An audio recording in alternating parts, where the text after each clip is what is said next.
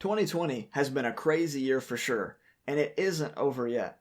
This has led many good people to ask the question, is Jesus going to come back any day now?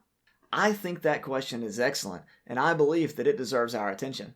To answer it, I want to introduce you to an alternative way of reading Bible prophecy that attempts to not only honor the words of Jesus, but keep in mind his original audience, a group of Christians that was being severely persecuted for their faith. This view is summed up in Luke chapter 21, 20 through 22.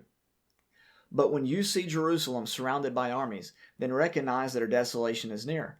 Then those who are in Judea must flee to the mountains. Those who are in the midst of the city must leave. Those who are in the country must not enter the city, because these are the days of vengeance, so that all things which are written will be fulfilled.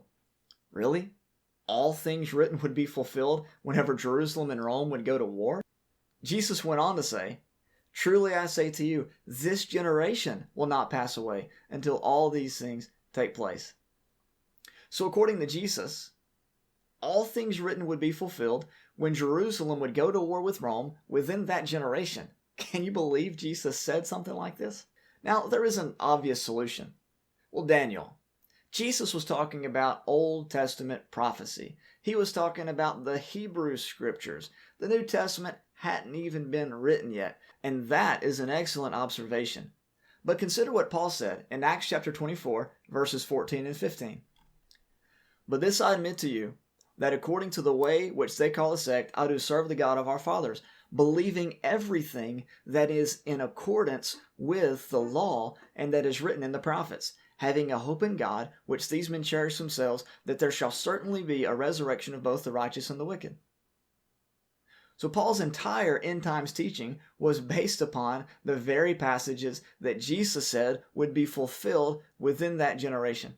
Yes, Jesus was referring to the Hebrew Scriptures, but there is no such thing as a New Testament prophecy that stands independent from some Old Testament prophecy. This means that those New Testament prophecies would also be fulfilled within that generation. James, for example, in James chapter 5 said that the coming of the Lord is near. Peter said in 1 Peter chapter 4 and verse 7, writing to living Christians 2,000 years ago, the end of all things is at hand. Now, the next obvious answer to this question is, well, look around. The world's still here. People are still in the graves. Jesus didn't come riding on a cloud. The stars didn't fall from heaven. Great observation. You're absolutely correct. Those things haven't taken place in the way that we typically view them. But we have to keep in mind that the New Testament writers were Jewish, and they grew up reading the Hebrew Scriptures. Passages like Isaiah 13, which said that the heavens and earth would pass away, the stars would fall from the sky, and the sun and the moon would be darkened. Passages like Isaiah 19, which talk about God riding on a cloud. Passages like Nahum 1, which talk about God coming in a whirlwind and the hills melting before him.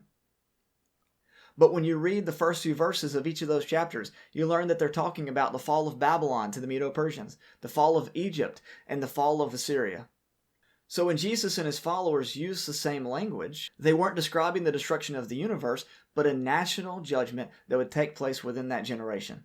So the question, is Jesus coming soon, is answered in this way. Nope, Jesus was coming soon. If this sounds interesting to you, or you would just like to learn more, I'll be appearing in a podcast this Thursday, November 5th. It's called Exploring Faith, Pursuing Grace.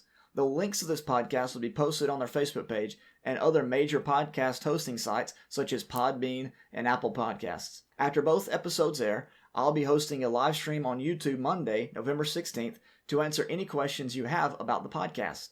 Now, if you disagree with me after watching this short video, and if you disagree with me after listening to the podcast and listening to the live stream, that's okay. I uphold your Christianity. I believe that you love God just as much as I do. And I believe that you are doing your best, as I try to do my best, to be honest when it comes to studying truth. Hope you have a great day, and God bless.